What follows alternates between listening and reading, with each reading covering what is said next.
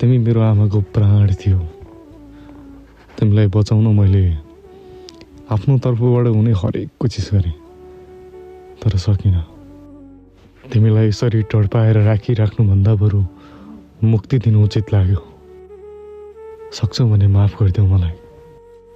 तिमी पनि आमा नै हो। आँखा लागिमा दुवै आँखा गुमाउँदा, न खान सक्ने न पानी पिउन सक्ने अवस्थामा पुग्दा, शरीरको बाहिरी बनावट पुरै गुमाउँदा पनि तिमी बच्चाको लागि बाँचेको थियौ भन्ने कुरा छर्लङ्ग हुन्छ। दुश्मनी थियो होला त मसँग थियो होला, मेरो परिवारसँग थियो होला। बिचरी नादान यो बेजवान जनावरको के दोष? कृपया साथीभाइ, आफन्त, इष्टमित्र, मान सम्मानको लागि भनेर अपराधीलाई बचाउने प्रयास नगर्नुहोस्।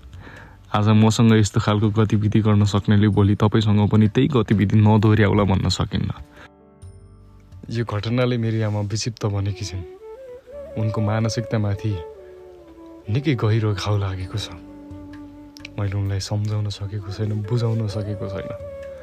जब त्यो भैँसीको पेटबाट निकालिएको यो बच्चाले मुटु ढकढक्यायो, तब म रातभरि राम्रोसँग निदाउन सकेको छैन। ए गुलाब, तिमी सुगन्ध छर्न त आयो, तर मन उजाड भएको बेलामा आयो। ए हरियाली, तिमी हरियोपन जगाउन त आयौ, तर मनमा डढेलो लागेको बेलामा आयौ।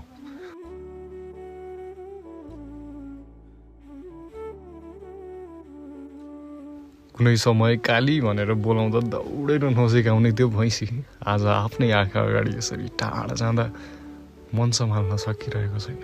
मन भारी भएको छ। मेरो मेन्टल्ली प्रेसर यति हाई भएको छ कि कुरै नगर्नु। यसरी तिमीलाई आफ्नै हातले अन्तिम संस्कार गर्नु सजिलो त थिएन, तर पनि परिस्थितिसँग जुझ्दाखेरि मन दोहोरो बनाएर तिमीलाई बिदाई गरे। हार्दिक श्रद्धाञ्जली काली, मिठो सम्झना।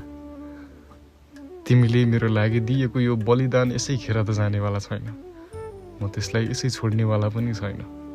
निर्धक्क हुनु। न्याय ढिलो चाँडो होला, तर न्याय अन्धो हुँदैन।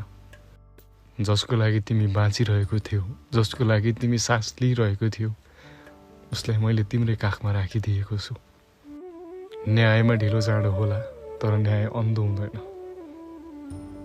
तिमीले मेरो लागि दिएको यो बलिदान यसै खेर जानेवाला छैन।